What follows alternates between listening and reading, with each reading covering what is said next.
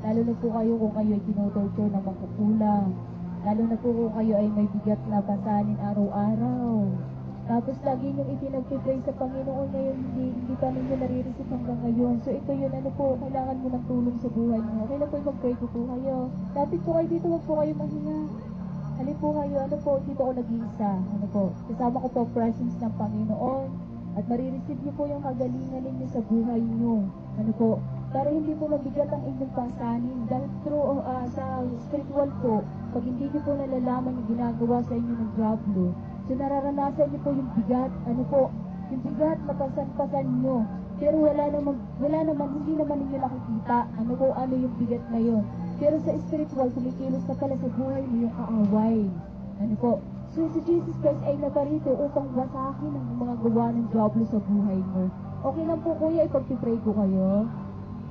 Thank you Lord Jesus, thank you Lord. Kaya kailangan niyo po makalaya dyan sa gawa ng diablo. Ano po? Kailangan niyo po makalaya sa gawa ng diablo. Okay lang po ipag-pray ko po kayo. Kailangan niyo po makalaya sa gawa ng diablo.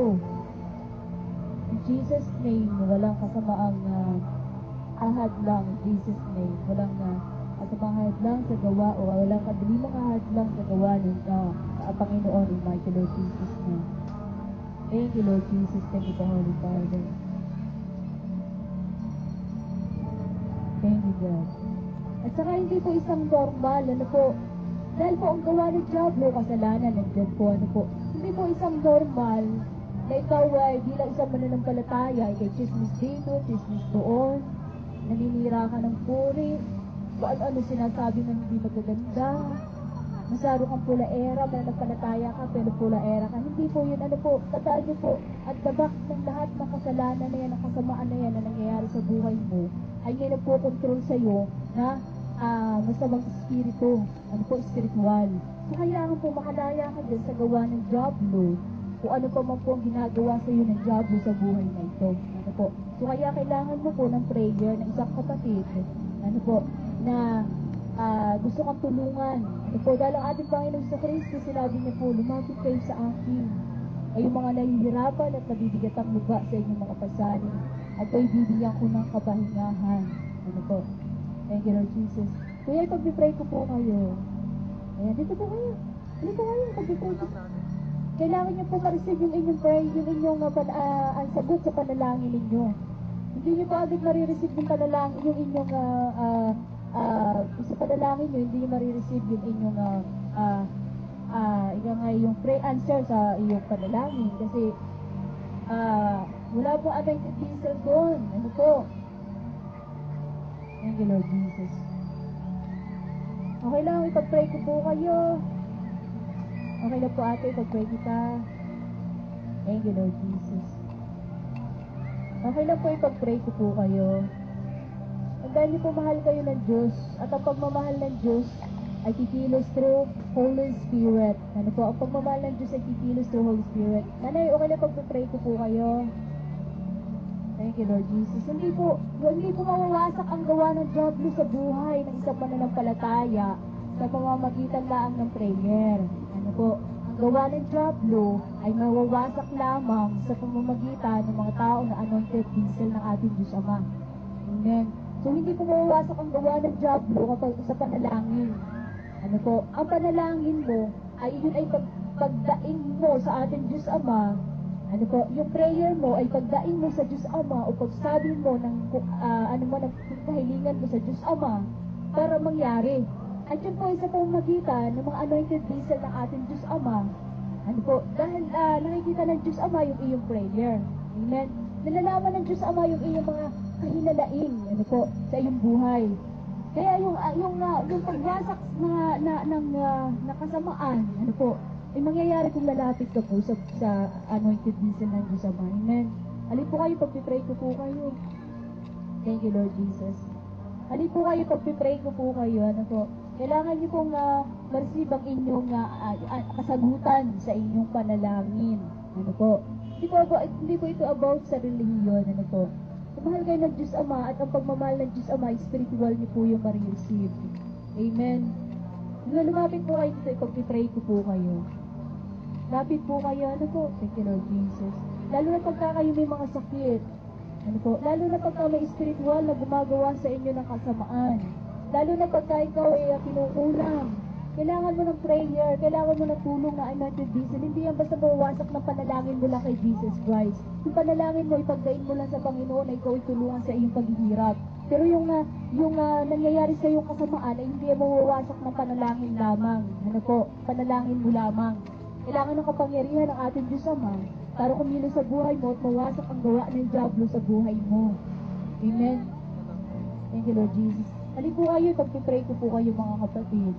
Ano man ang inyong dalangin sa inyong sa ating Panginoon, yun po yung mga marireceive nyo. Ngayon din, ano po, lalo na kung ang prayer mo ay ikaw ay matulungan sa sakit na yan, na ikaw ay gumaling. So, kailangan mo ng prayer, ano po, ng isang kapatid na anointed diesel ng ating Diyos Ama. Amen. Thank you, Lord Jesus. Thank you, Lord Jesus. Hindi po yan basta madadala lamang kung saan pa po, ano po, ng example po ay pupunta pa po kayo sa albularyo para lang lumapit. Ano po? Nanay, pag-pray ko po kayo. Kayo ba may karamdaman? Alin po kayo. Hindi po yan mawawasak ng isang normal na prayer. Ano po? Hindi po yan mawawasak ang gawa ng diablo sa buhay mo kung ikaw ay mag-pray lamang na pag-pray ka na, Lord, gusto ko pong gumaling. Kapag walang anointed diesel po ng Diyos Ama, hindi po yan mawawasak. Ano po? Kapag hindi po nagpo-flow doon yung kapangyarihan ng ating Diyos Ama, hindi po mawawasak yung gawa ng diablo sa buhay mo. Ano po? Iba't ibang klase ang gawa ng diablo. Ano po? Kasalanan. Ano po? Na kahit isang mananampalataya ka ay nakakaranas ka ng pagkikismis, pagsisinungaling, pagnanakaw, at kung ano-ano po kasalanan. Kasi spiritual may nagpokontrol sa tao, kaya nagagawa ang lahat ng kasalanan na yun. So, kailangan mo makalaya sa lahat ng kasamaan na yan na gawa ng diablo. At talagang yan po ay gawa ng diablo. Kaya kapatid, ipag-pray po kita kung gusto mong makalaya sa gawa ng diablo. Hindi lang basta ikaw ay mananampalataya, hindi lang basta ikaw ay nananalig sa Panginoon. Kailangan mo ng prayer to anointed diesel ng ating Diyos Ama para po ikaw ay makalaya sa gawa ng diablo. Ano po? Marami pong gawa ang diablo spiritual. Ano po? Kahit po, tayo po, paglabas ng church, mabigat pa po ang dalahin kasi hindi po nawasak ang gawa ng diablo sa buhay. Bagamat nakipag-usap ka lang sa Panginoon na, Lord, ito po yung gusto ko po mangyari sa buhay. Bagamat hindi nyo pa rin po na-receive. Ano po? So, ating Diyos Ama ay may ginagamit na tao para makalaya ka sa lahat ng kasamaan, bigat pa sakit na gawa ng diablo sa buhay mo. Kaya kapatid, ako nandito sa harapan nyo, kasama ko po ang presence ng Panginoon para po kayo ay ipag-pray ko at ma-receive nyo po ang inyong kalayaan at kagalingan sa buhay na ito bilang isang mananampalataya sa ating Panginoon Jesucristo. Amen. Umabit po kayo dito para ipag-pray ko po kayo. Halin po kayo, pag-pray ko po kayo. Thank you, Lord Jesus. Hindi po ito about sa pananampalataya, hindi po ito about sa relihiyon. Ano po? Ang relihiyon po ni Jesus Christ, wala pong relihiyon si Jesus Christ. Sinananalig ka kay Jesus Christ, si Jesus Christ ang tinatanggap mo, hindi na aking Panginoon, ano po? Ayan. Dahil ang ating Panginoong Jesucristo noong paman po, siya po ang nag-ministry, siya po ang nagsimula na mag-ministry kung saan saang lugar. At hanggang ngayon po yan sa mga anak ng Diyos, ay ginagawa po ng mga anak ng Diyos ang pag-ministry, nagsasalita sa kalsada, para po malaman ninyo ang katotohanan at hindi po kayo madaya na kasinungalingan dahil po ang kaaway ay talagang napakasinungaling. Ano po, so spiritual po yun, ang kaaway. Ano po, ang ating Panginoong Jesucristo po ay kumikilos sa spiritual. Ano po, thank you, Lord Jesus, thank you, Lord. Kaya po, okay na po ipag-pray ko po kayo. Ano po kayo, pag-pray ko po kayo. Thank you, Lord Jesus. Thank you, Lord. Thank you, God. Thank you, Holy Spirit. Thank you. Kuya, okay na pag-pray kita? Ito po yung kayo na pag-pray. Ano po kayo na, natutorture po kayo ng kaaway. Halika po kayo. Pag-pray ko po yung inyong karamdaman na yan. Thank you, Lord Jesus. Thank you, Holy Father. Thank you, God. Thank you, Lord Jesus. Lumapit po kayo dito, pag-pray ko po kayo. Ano po? Tandaan niyo po ang pagmamahal ng Panginoon, ang ating Diyos Ama, ay through Holy Spirit. Ano po? Kayo po ay makalaya dyan. Okay na po, pag-pray ko po kayo. Okay na po, pag-pray ko po kayo. Thank you, Lord Jesus. Lumapit po kayo dito, pag-pray ko po kayo. Thank you, Lord Jesus. Thank you, Lord. Ate, wala pag-pray ko po kayo. Ate, okay na pag-pray kita? Halika dito, pag-pray kita. Wala ba itong bayad? Ano po nangyayari sa'yo? Ha? Sinulam ka? Ano nangyari po sa iyo? Ha? Hindi ka... Ba? Hindi ka kayo nakulang. Pero pag yung isang ganito mo, dito ka ate, dito, sumisig dito. Pag po. Masakit. Hindi mo alam na ikaw ay ano ba, kinukulam ka. Hindi mo alam kung pinararayaan ka. Hindi mo alam. Pero gusto mo ipanalain, ipag-pray kita. Ayan, thank you, Lord Jesus. Kayaan mo ako. Lord Jesus, tinatanggap kita sa aking buhay bilang isang Panginoon at tagapagligtas. Lord, lumisin mo ako, pagalingin mo ako, palayain mo ako sa lahat ng gawa ng away. In my Lord Jesus' name. Amen. Have your way, Holy Spirit. Have your way. In my Lord Jesus' name.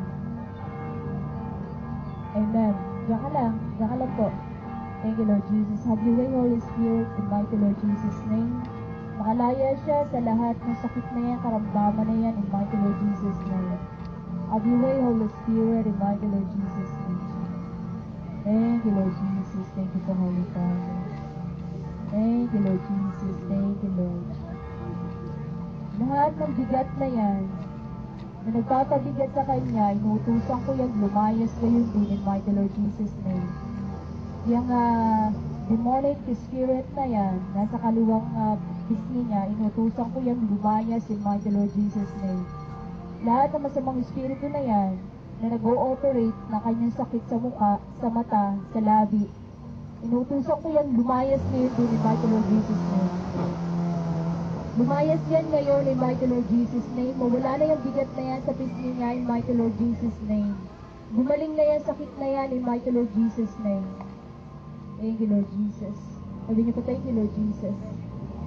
Thank you, Lord Jesus. Mawala na yung sakit na yan in Jesus' name. Gumaling na yan in mighty Lord Jesus' name. Thank you, Lord Jesus. Have your way, Holy Spirit. Thank you, Lord Jesus. Thank you, Lord Jesus. Thank you, Lord Jesus. Heal in mighty Lord Jesus' name. Heal in mighty Lord Jesus' name. Heal in mighty Lord Jesus' name. Mawala na yung sakit na yan sa mata, sa wapis niya in mighty Lord Jesus' name. Maging normal na yan, katulad ng kabila in mighty Lord Jesus' name. Heal in mighty Lord Jesus' name. Thank you, Lord Jesus. Thank you, Lord.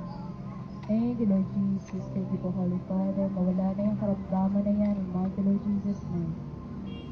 Umalis na dyan yung nag-ooperate na sakit na yan in mighty Lord Jesus' name.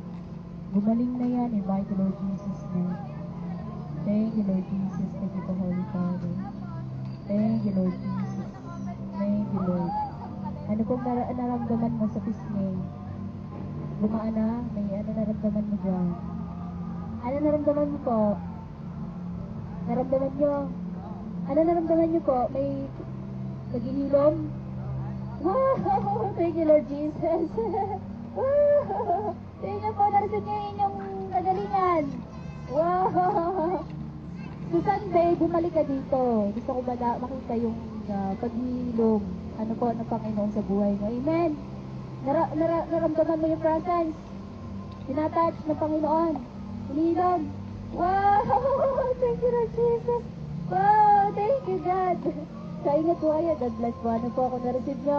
Continue po sa i-pray sa Panginoon. Ano po? At continue po iyang pinagagaling ng Panginoon kung na-receive mo po yung kagalingan mo. Ano po? Amen? Wow! Thank you, Lord Jesus. God bless po. Ingat po. Thank you, Lord. Kasama niyo po yan. Oh, ano po iyan? Bakit po? Pagpipray. Wala na pong sakit. Thank you, Lord Jesus. Wala na. Wow. Thank you, Lord Jesus. Kailan nyo na tuluyang nawala na yung sakit nyo? Kailan nyo naramdaman na talagang tuluyang nawala na yung sakit mo?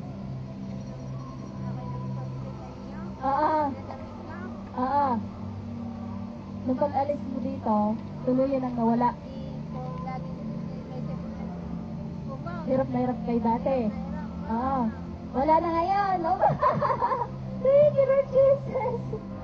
Kung kayo magpasalamat sa Panginoon, ano ba? Oh. Thank you, Lord. Wala na sakit. Amen. Oh, pinagaling ka. Na-receive mo yung pangako ng Diyos Ama para sa iyo. Ano po? Kaya pinagaling ka. Ano po? Amen. Thank you, Lord. Oh, buti ng Panginoon na po. So, kaya kumikilos po. Bakit matatouch kayo? Mahal kayo ng Panginoon. Ano po?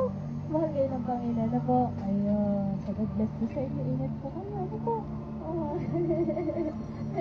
Ay, gano'n, Jesus. Pag-pray ko pa po kayo. Halin po kayo dito. Pag-pray po kayo. Ano po? Napakabuti ng inyong puso. Ano po? Pinagaling na kayo ng Panginoon. Natatouch pa kayo ng Panginoon na inyong kalooban. Kaya ano po? Oh, thank you, Lord Jesus. Lord Jesus, maraming salamat po. Pinagaling mo po ako sa aking karamdaman. Lord, thank you po. Lord, linisin mo po uli ako. Linisin mo po uli ako sa panibagong araw, sa buong linggo. Ako'y ingatan mo. At palagi mong palakasin. In Jesus' name. Amen. Have your way, Holy Spirit. In Jesus' name. The Holy Spirit, in Jesus' name. Thank you, Lord Jesus. Thank you, Lord Jesus. Thank you, Lord Jesus. Thank you, Lord. Thank you, Lord Jesus. Sabi nito, thank you, Lord Jesus. Thank you, Lord Jesus. Thank you, Lord Jesus. Thank you, Lord Jesus. Thank you, Lord. Amen. Oh, nag-bless po, ingat po ikaw. Nag-live po lagi ako. Ano po, nagbigay ko sa inyo yung calling card. Pero, binigay ko po sa inyo yung calling card ko. Ano pa? Yan, pagka kayo may internet, pwede nyo pa akong panoorin dyan. Ano po, amen. Ayan, so God-bless po. Dito po ako every Sunday. Ano po, kung gusto nyo po, ipag-pray ko ulit kayo. Wala pong invisible. Ano po, na kayo po ay gumaling ng gumaling ng gumaling. Amen. Kung halimbawa yung sakit na naman nagawa ang kaaway, at kayo nandito na ulit, para ipag-pray ko kayo, at kayo gagaling ulit sa pamamagitan ng inyong pananampalataya sa Panginoon. Amen. Ayan. So, God bless po. Ingat po kayo. Thank you, Lord Jesus. Thank you, Lord. Wow. Thank you, Lord Jesus. Thank you, Lord Jesus. Thank you, Lord. Wow. Thank you, Holy Spirit. Naiyak siya. Natouch siya. Wow. Touch ulit siya. Gumaling na siya. Gumaling siya para magpasalamat. Wow. Thank you, Lord Jesus. Thank you, Lord. Thank you, God. Wow. Thank you, Lord. Thank you, Holy Spirit. Salamat po kayo na. Wow. Grabe. Kaya halip po kayo dito, ipag-pray ko po kayo. Kayo po may karamdaman. Ano man ang bigat na gawa sa inyo ng gawa ng diablo sa buhay na ito. Pag-pray ko po kayo. Ano po? At para po kayo malakalaya sa bigat na gawa ng diablo. Ano po? Hindi yan isang normal. Kuya, mag-pray kita. Hindi yan isang normal. Bilang isang mananampalataya ka. Bilang isang mananalig ka sa Panginoon. Hindi po isang normal na ikaw ay may bigat-bigat na pasanin. Kahit po ang Panginoon Kristo, nakikita po yung gawa ng kaaway, kaya ang Panginoon Kristo ay sinasabi ng Panginoon na lumapit kayo sa akin. Ano po? Kayong mga nahihirapan at nabibigat ang luba sa inyong mga pasanin. At ibibigyan ko ng kapahingahan. Ano po? Wow, thank you, Lord Jesus. Nanay, ipag-pray ko po kayo. Ano po kayo? Hindi po ako nahingin kung anong bayad. Ano po? Ang gusto ko ng Panginoon, makalaya po kayo dyan sa gawa ng diablo. At ipag-pray kita. Ano po ito? Ito po, ano po, lalo na po yung mga pinotorture. Ano po, ng witchcraft. Ano po, kailangan ng tulong ninyo dahil po sa inyong pananalig. Ano po, hindi po makakalaya kayo sa gawa ng diablo. Kapag kahit po prayer lamang po ang gawa ang inyong pag-pray, hindi po yun basta makakasira ang gawa ng diablo. Ano po sa buhay na ito. Ano po, kundi sa pamamagitan ng mga anointed vessel ng ating Diyos Ama. Para ikaw ay makalaya dyan. Amen. Thank you, Lord Jesus. Thank you, Holy Spirit. Thank you, Lord Jesus. Thank you, Lord. Dahil ang pagmamahal po ng ating Diyos Ama ay through Holy Spirit. Ano po? Ayan. So, doon na naman naranasan ang pagmamahal ng Diyos Ama na ikaw ay makalaya. Sa paghihirap, ikaw ay pagalingin.